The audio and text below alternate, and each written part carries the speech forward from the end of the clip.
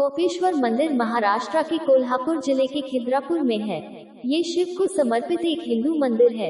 यह मंदिर महाराष्ट्र में है और सांगली से भी यहाँ पहुँचा जा सकता है। इसका निर्माण 12वीं शताब्दी में शिलाहारा राजा गंधारादित्य ने 1109 और 1178 के बीच करवाया था। ये कोल्हापुर के पूर्व में कृष्णा नदी के तट पर प्राचीन एवं कलात्मक है। भले ही शिलाहारा जैन राजा थे, उन्होंने विभिन्न हिंदू मंदिरों का निर्माण और जीर्णोद्धार किया। इस प्रकार यह सभी धर्मों के प्रति उनके सम्मान और प्रेम को दर्शाता है। कोपेश्वर का अर्थ है क्रोधित शिव। ऐसा माना जाता है कि दक्ष को अपनी सबसे छोटी बेटी सती का शिव से विवाह करना पसंद नहीं था, इसलिए उन्होंने एक यज्ञ आयोजित किया, जिसमें उन्होंने दक्ष को आमंत्रित नहीं किया। सती अपने पिता का सामना करने के लिए शिव की नंदी पर सवार होकर अपने पिता के घर गई। दक्ष ने यज्ञ में उपस्थित अतिथियों के सामने उनका अपमान किया और अधिक अपमान सहन करने में असमर्थ सती ने यज्ञ की अग्नि में कूदकर आत्मदाह कर लिया। जब शिव को इसका पता चला तो वे क्रोधित हो गए। उन्होंने दक्ष का सिर काटकर उसे दंडित किया। विष्णु ने शिव को शांत किया, जिसके बाद उन्होंने दक्ष का सिर फिर से लगा दिया, लेकिन बकरी का सिर लगाया।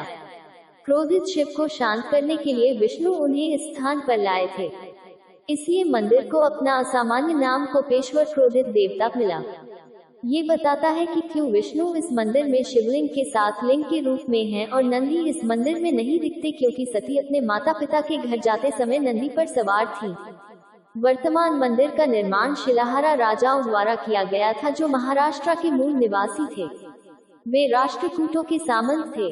किंवदंती के अलावा ये नाम शहर के प्राचीन नाम, जो कोप्पम था, से उत्पन्न हुआ होगा। ये शहर 2 बड़ी लड़ाइयों का गवाह बना। पहली घटना 1058 में चालुक्य राजा अहवामुल्ला और चोल राजा राजेंद्र के बीच हुई थी। युद्ध के दौरान चोल राजा राजाधिराज मारा गया और दूसरे राजा राजेंद्र चोल का राज्याभिषेक युद्ध के मैदान में ही हुआ। दूसरी लड़ाई शिलाहारा राजा भोज द्वितीय और देवगिरी यादव राजा सिंघान द्वितीय के बीच हुई, जिसके दौरान राजा भोज द्वितीय को यादवों ने पकड़ लिया और उन्हें पन्हाला के किले पर बंदी बनाकर रखा गया। ये घटना मंदिर के दक्षिणी प्रवेश द्वार के पास 1213 के शिलालेख में दर्ज है। इस युद्ध से शिलाहारों की कोल्हापुर शाखा का शासन समाप्त हो गया। 1. इस मंदिर के अंदर और बाहर लगभग 1 दर्जन शिलालेख हैं, जिनमें से केवल कुछ शिलालेख ही अब अच्छी स्थिति में हैं।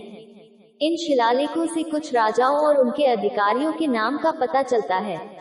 एक को छोड़कर ये सभी शिलालेख कन्नड़ भाषा और लिपि में हैं।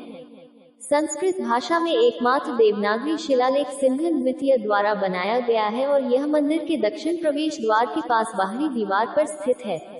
जब हम स्वर्ग मंडप में प्रवेश करते हैं तो यह एक गोलाकार उद्घाटन के साथ आकाश की ओर खुला होता है। यह 48 हाथ से नक्काशीदार स्तंभों द्वारा समर्थित है। आकाश को देखकर व्यक्ति मंत्रमुग्ध हो जाता है और उसे स्वर्ग को देखने का एहसास होता है, जो स्वर्ग मंडप के नाम को उचित ठहराता है। स्वर्ग मंडप की परिधि पर हम भगवान गणेश, कार्तिकेय स्वामी, भगवान कुबेर, भगवान यमराज, भगवान इंद्र आदि की सुंदर नक्काशीदार मूर्तियों को उनके वाहक जानवरों जैसे मोर, चूहे, हाथी आदि के साथ देख सकते हैं। यदि हम केंद्र में खड़े हैं स्वर्ग मंडप में, हम सभा मंडप के प्रवेश द्वार के बाईं ओर की दीवार पर भगवान ब्रह्मा की मूर्तियां देख सकते हैं।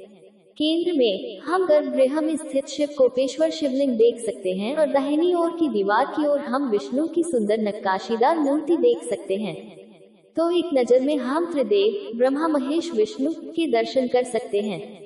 मंदिर के दक्षिणी दरवाजे के पूर्व में स्थापित एक पत्थर की चौकी पर संस्कृत में एक नक्काशीदार शिलालेख है, जो देवनागरी लिपि में लिखा गया है। इसमें उल्लेख है कि मंदिर का जीर्णोद्धार 1136 में यादव वंश के राज सिंहदेव ने कराया था।